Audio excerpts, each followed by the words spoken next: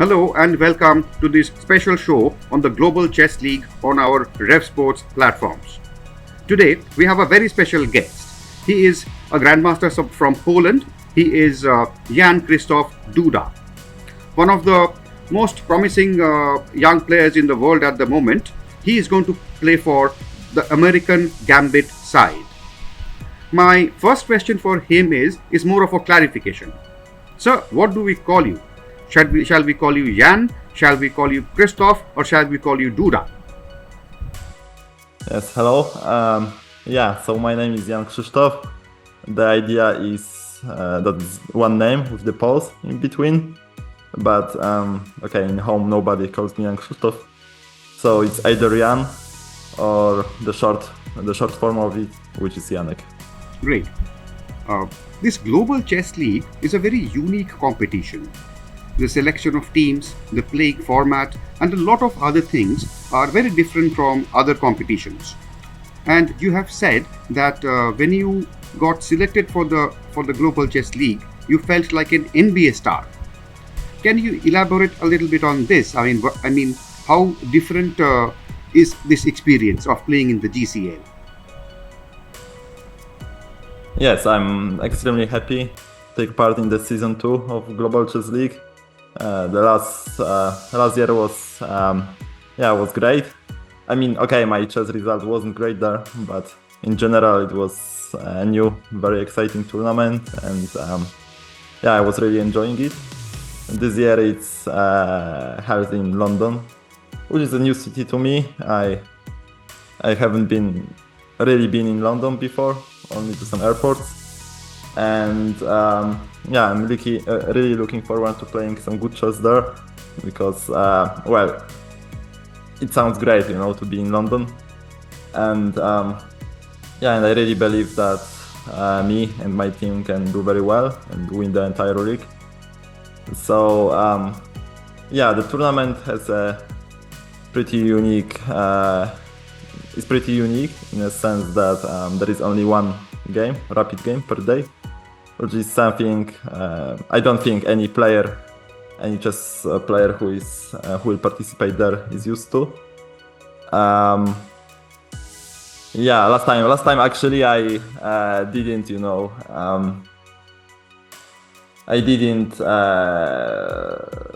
comprehend it. I mean, nicely. Somehow this one game per day, was.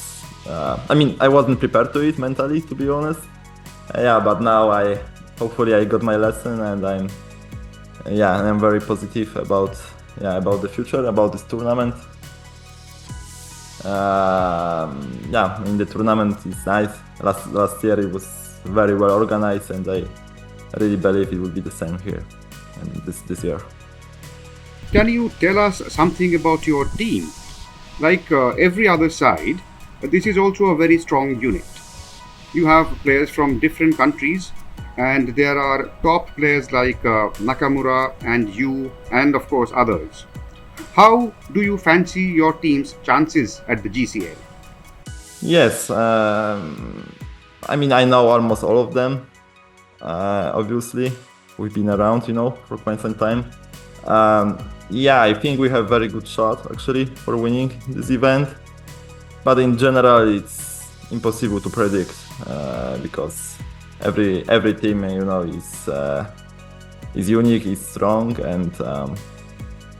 and we just have to play, really good, and then I think we definitely have a shot for winning the event.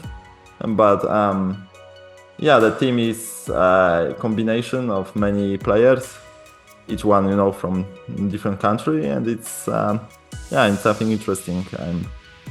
I haven't played in such international team like before, so it's exciting. Jan-Krzysztof, other than being a very strong player in the classical format, you're also very good in the shorter formats, Rapid and Blitz. You are the world number 9 in Rapid and world number 10 in Blitz. You have won the European Rapids, you came second in the World Blitz twice, and you have also had success in some very strong Rapid and Blitz tournaments. What is it that works in your favor when it comes to the shorter formats, rapid and blitz? Yeah, in general, I for a very very long time I haven't really liked playing classical chess. Like it was my Yahoo passion, but over the years somehow the rapid and blitz time controls were the ones which I liked and still like the most. Maybe it's because my chess style is like best suited for it, because I really believe I'm an intuitive player who comparing to my let's say other colleagues from the top, they are more of a calculators than I am. But the shorter the time control is, the more joy I have in general. Yeah, it's more about instinct, more about emotions, not pure calculation. And and pure calculation is my weakness, I think, in relative terms. So it's just this pure joy of chess that I have felt in love, since I started practicing it. So it's actually. I really like the format, really like the idea, and I hope I will, and I hope I will do good and we will win in the end. Yeah. Jan-Krzysztof, you have had some remarkable wins in the longest format, in the classical version. You won the World Cup in 2021.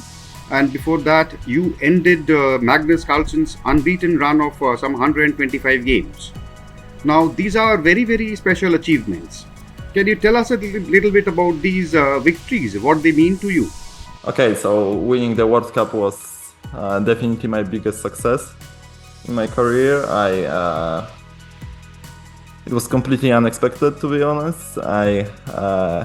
Actually, before the World Cup, I was feeling kind of sick, and I didn't expect to do very well in the tournament, because I always consider World Cup, it is the spot for the candidates, yes, so it's extremely important tournament, and I didn't kind of tolerate it, that I wasn't in my well-being at the time, but maybe paradoxically it helped me in a way, because I didn't have this emotional baggage like on my shoulders. I just had to play good chess, not overthink, and see what happens. And actually I did very well.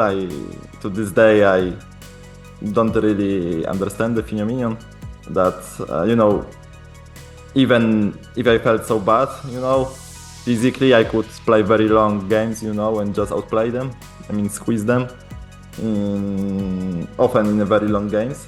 So now winning the World Cup was definitely my brightest moment in career. And winning the game against Magnus, I was obviously very happy with that win. But also before I didn't play because it was played in Norway chess, and I didn't have a good tournament, and that also explains, I think, why Magnus chose such a risky opening against me.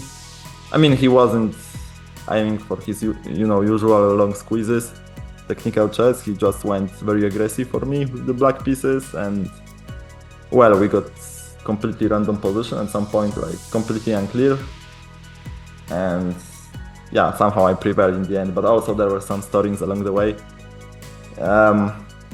No, definitely. In terms of classical chess, these two were like most memorable for me moments. But still, obviously, winning the World Cup is like definitely my biggest accomplishment to this day. Now, let's come to the talk of the town of world chess. The Indian teams did exceedingly well at the Chess Olympiad and won 2 gold medals. Other than playing very strongly, they also drew attention because of the average age of the teams. It's a very young side, and there are at least three teenagers in the full squad, and some of them are in their early 20s. What's your impression of this new generation of Indian chess players? Yeah, it's a unique phenomenon, of course, that because of course the first was Vishy Anand, who from purely, let's say, chess terms came out from nowhere, yeah, because chess weren't popular in India at that time, and he got obviously a very strong grandmaster and world champion in almost all the formats, actually. So a very, very, very strong player, of course, a very big inspiration. And and after that, and of course, a part of his great chess successes, he's a very nice person to talk to, a very, very intelligent man. Actually, I wasn't related to Vishy in any terms, but I happen to know a bit about him because he had Polish helpers before. Radek Wojtaszek was helping him for his matches. Also later Grzegorz Gajewski, whom I know pretty well, of course, because they're my colleagues from Poland. And so Vishy was a very big inspiration, still is. And after that there is this wave of young Indian players. It's quite amazing, actually, that there are so many of them, playing so strongly these days. They are driven, by a pure passion to chess. It's clear about it, it's just passion, and of course the attitude of, working hard and giving all you can, to accomplish your dreams. And but I actually, on the other hand, I like playing these young players. It's like there are many of them, who are only referring to let's say the teammates of the Olympiad, Gukesh, Praggnanandhaa, and Erigaisi, Arjun, then and Vidit, but Vidit is a bit older, and Harikrishna. Then they are very aggressive and in general, and they can play some very, very stellar chess, but also at times, they can make mistakes, because we are only humans and everyone makes mistakes by definition. So but in general, I have always loved playing against them, and so we'll see. In London, I guess I will also play against some of them. So but in general, it's very, very nice trend, and also, the number of GMs, that is now in India, or IMs even. It's honestly, I'm lost. I don't even know anymore, because it feels like every week or two, there is some new grandmaster coming. So it's really impressive. These are very interesting times in chess, Jan-Krzysztof, isn't it? We have a big bunch of youngsters coming up very fast. It's not just the Indians. There is Nodirbek, there is Firoza, there are a few others who are challenging the old order and more seasoned and established players. What do you think about these times of this particular period in chess, where we see that there is a established set of players and a very vibrant bunch of youngsters coming up? So how do you look at this situation? These days there is access to information, right? So if one is determined, then he can clearly, reach, become much stronger than he would be, given it's 10 years ago or 20 years ago. In my days there wasn't AlphaZero. When I was teenager, there wasn't AlphaZero. At first there wasn't even Stockfish, so still these engines were weaker. And now with the very strong engines, if you know how to work with them, because they say that the engine is a bad master but a good servant, and it's easy actually at some point, to just stop thinking and just hit the spacebar to see what moves the engine would play. But if you are beyond that, then you clearly can train in a very efficient way, and that's also the reason that there are so many young players getting strong in no time in reality. And because it's about, I think it's a combination about passion and hard working, and also maybe you must have a little bit of talent, but still these two are the quality of the champions, I think. And